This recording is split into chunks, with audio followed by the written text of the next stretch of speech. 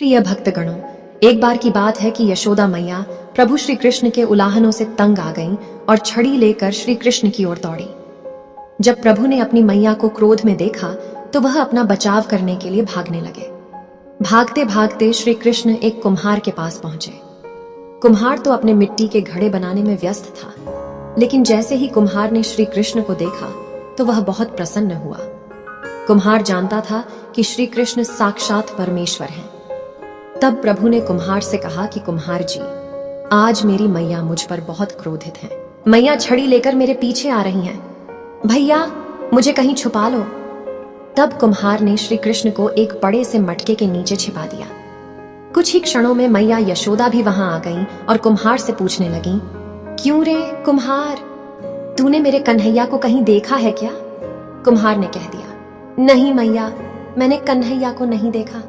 श्री कृष्ण ये सब बातें बड्ढे से मटके के नीचे छुपकर सुन रहे थे। मैया तो वहां से चली गई। अब प्रभु श्री कृष्ण कुम्हार से कहते हैं, कुम्हार जी, यदि मैया चली गई हो तो मुझे इस मटके से बाहर निकालो। कुम्हार बोला, ऐसे नहीं प्रभु जी, पहले मुझे 84 लाख योनियों के बंधन से मुक्त करने का वचन दो। भगवान मुस्कुराए और कहा, ठीक है, मैं तुम्हें 84 लाख योनियों से मुक्त करने का वचन देता हूं। अब तो मुझे बाहर निकाल दो। कुम्हार कहने लगा, मुझे अकेले नहीं प्रभु जी, मेरे परिवार के सभी लोगों को भी 84 लाख योनियों के बंधन से मुक्त करने का वचन दोगे तो मैं आपको इस मटके से बाहर निकालूंगा। प्रभु जी कहते हैं, चलो ठीक है, उनको भी 84 लाख योनियों के बंधन से मुक्त होने का मैं वचन देता हूं। अब तो मुझे मटके से बाहर निकाल दो। अब कुम्हार कहता है, बस प्रभु जी, एक विनती और है, उसे भी पूरा करने का वचन दे दो तो मैं आपको मटके से बाहर निकाल दूंगा। भगवान बोले, वो भी बता दे, क्या कहना चाहते हो? कुम्हार कहने लगा, प्रभु जी, जिस मटके के नीचे आप छुपे हो उसकी मिट्टी मेरे बैलों के ऊपर लाद के लाई गई है। मेरे इन बैलों को भी 84 के बंधन से मुक्त करने का वचन दो। भगवान ने कुम्हार के प्रेम पर प्रसन्न होकर उन बैलों को भी 84 के बंधन से मुक्त होने का वचन दिया। प्रभु बोले, अब तो तुम्हारी सब इच्छा पूरी हो गई, अब तो मुझे मटके से बाहर निकाल दो।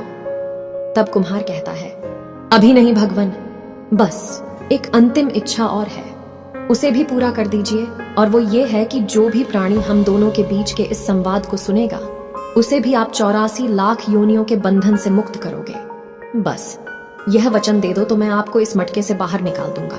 कुम्हार की प्रेम भरी बातों को सुनकर प्रभु श्री कृष्ण बहुत खुश हुए और कुम्हार की इस इच्छा को भी पूरा करने का वचन दिया।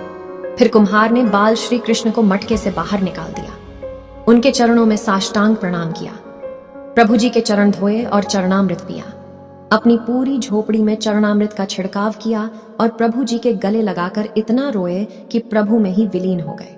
तो भक्तगणों, जरा सोच करके देखिए, जो बाल श्री कृष्ण 7 कोस लंबे चौड़े गोवर्धन पर्वत को अपनी इक्नी अंगुली पर उठा सकते हैं, तो क्या वो एक मटका नहीं उठा सकते थे?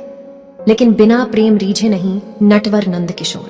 कोई कितने भी यज्ञ करे, अनुष्ठान करे, कितना भी दान करे, चाहे कितनी भी भक्ति करे, लेकिन जब तक मन में प्राणी मात्र के लिए प्रेम नहीं होगा, प्रभु श्री कृष्ण मिल नहीं सकते। विश्वास और मनन कीजिए। कथा अच्छी लगे तो दूसरों को भी भेजिए। प्रार्थना नष्ट नहीं होती, उपयुक्त समय पर क्रियान्वित होती है। ईश्वर सदैव आप सभी को स्वस्थ व सुखी रखे। प्रेम से बोलो, जय श्री कृष्ण, जय श्री राधे राधे।